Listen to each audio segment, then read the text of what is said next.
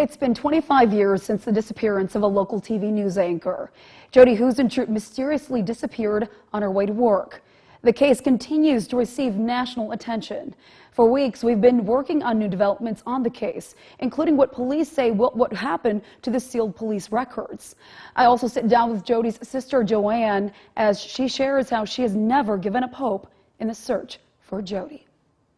And then here we are in Russia. Oh, right. Yeah, look, it was just so cold there. Oh my. Yeah. Sifting through old photos helps to keep her memory alive. I can't even believe that this picture was taken that long ago. It's cute with that long hair. It's cute, I know. It's been 25 years since JoAnn Nathe has seen her sister Jodi. Whoever thought it would be this long that we didn't have answers, so I try not to let it get to me so much, but there is stress, there's no question. One of Jodi's college friends, Kelly, sharing memories of a happier time, a bubbly, fun, and caring Jodi. She was so good at sending cards to people and remembering birthdays, and now I do that. One of the last birthday cards Jodi sent her, listing details of the weeks leading up to her abduction. Happy birthday, how are you? Wish we could celebrate together. I'm sorry, but I don't think I'll make the England reunion. Recently I bought a new car, a red convertible to cruise in. Welcome back. Today we're again to our 1-hour morning show. It's a rainy Monday morning, June 26th. This would become Jodi Huisentrut's last morning newscast to ever anchor. Good evening, everyone. We're no further on the search for Jodi today. Now 25 years since the disappearance of the Minnesota native, it's one of the most high-profile cold cases in our region. Clothing racks used to be filled with basic blue and black. What happened to Jodi on the morning of June 27th, 1995? The investigation into the disappearance of newswoman Jodi Huisentruit continues today. No eyewitnesses, no suspect, and still no sign of Jodi. One thing is certain, whatever happened to Jodi took place outside of her apartment in Mason City. Jodi was reportedly on her way to work at KAAL-TV News, less than a mile away from where investigators say she was abducted right here in this parking lot. I would like to confirm that we are officially classifying this as an abduction today. Outside of Jodi's apartment, investigators found evidence of a struggle. Her personal items scattered in the parking lot. Jewelry, shoes, and a bag near her red convertible. And perhaps one of the most important pieces of evidence, a broken key. As Jodi's morning assistant producer, I was the last one to speak with her before she disappeared. Amy Coons was working that morning Jodi disappeared. She tells police Jodi was often late for work, and that morning she called Jodi and says Jodi answered and told her she was on her way in. We still have our jobs to do, and we just have to get the show on the air. Coons went on to anchor that morning in Jodi's place. It wasn't until hours later that a phone call was made by the station to police that Jodi never arrived to work. We reached out to Coons for an interview about that morning. She declined. I can't remember Jodi ever being sick or late for work. She's a professional journalist. Then General Manager John Shine seen during a press conference later that day describing a very different Jodi, a devoted employee who took her job seriously. I've made it clear this case is not going to go away for us. For many decades, this case has puzzled the Mason City Police Department. What do you think you as a chief can do different than the chiefs prior to you that have had this case under their tenure and nothing has come about? I'm not going to sit here and second guess decisions made by officers in the field 25 years ago about what they did. I will tell you that I don't believe that any of them probably thought that we would still be working this case today. Chief Jeff Brinkley says bringing a fresh pair of eyes to the case could help. Cold cases, I think, are of interest to a lot of people. It's obviously a case that affected Mason City, and so if we could put some closure to that, I'm interested in doing that. Each year, as the time goes on, investigators say the case becomes harder to solve, but not impossible. DNA has really revolutionized a lot of what we're doing in policing. Is technology being used with DNA right now to try to help this case? We have done some things in the past that we've tried to get some results out of that have had mixed results. But we'll continue to see what the lab can do now that they couldn't do 5 years ago or 10 years ago.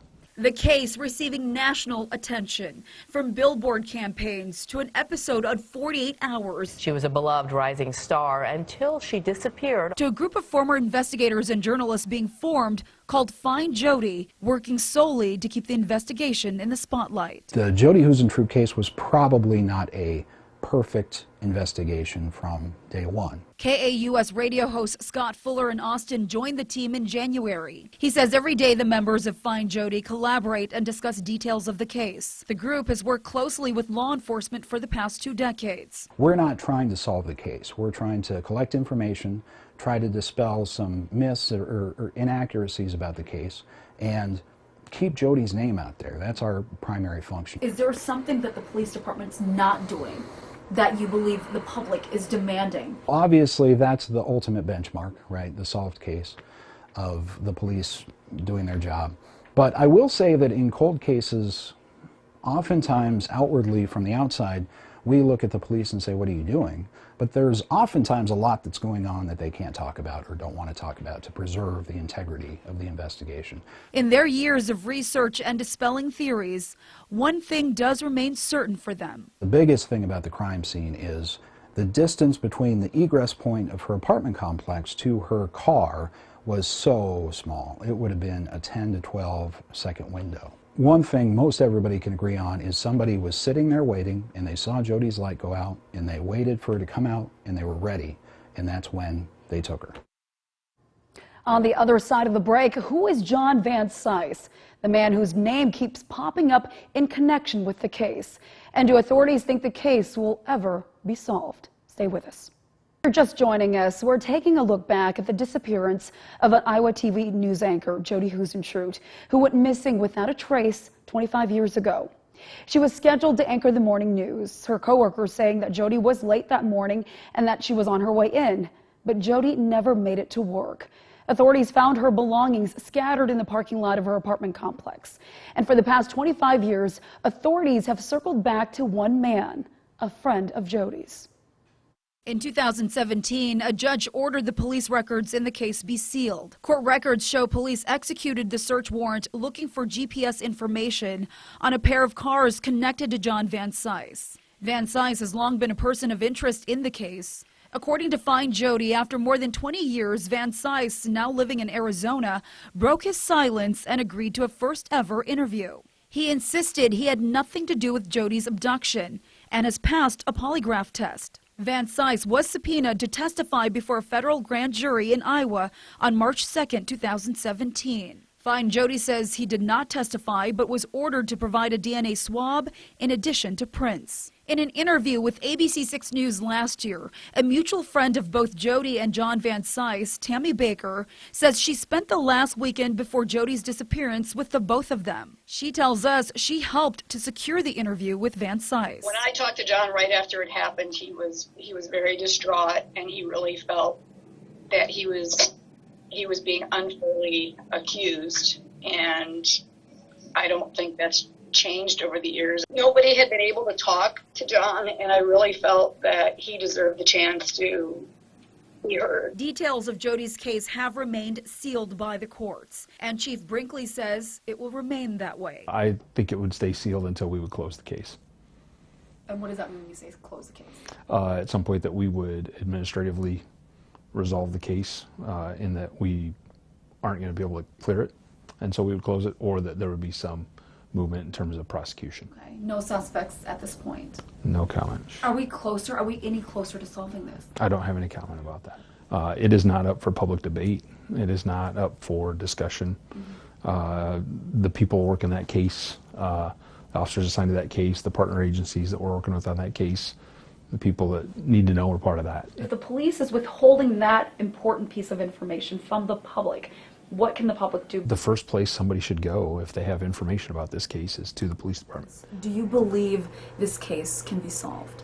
I do believe it's solvable, otherwise we wouldn't be doing this. We're not optimistic as a team even all the time, but we kind of rally around each other and we feed off each other, and we just keep going. One step at a time, one day at a time, year round, just one foot in front of another, trying to find what happened to Jodi.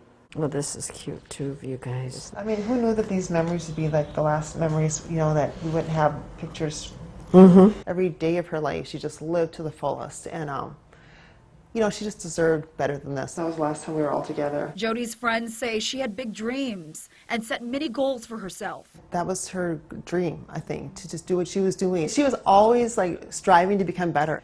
I just kind of wonder how things could have been so much different. While another year passes with no answers, Jodi's friends say she will remain a big part of their lives. We talk about her all the time. You know, she's always there in spirit, but it's just not the same. You know, we miss her. I would just hope whoever did this, I mean, 25 years is a long time to carry this guilt, and, you know, somebody knows something. JoAnn also believes someone does know something. The loss of her baby sister has haunted her life and has left a big void. The stress and the sadness and how your life just changes. JoAnn and Jodi's mother passed away a few years ago, never having the answer. And JoAnn says the thought of that is too much to bear. For now, she'll continue to choose hope. If whoever's responsible is watching, if they are, what would you like to say to them?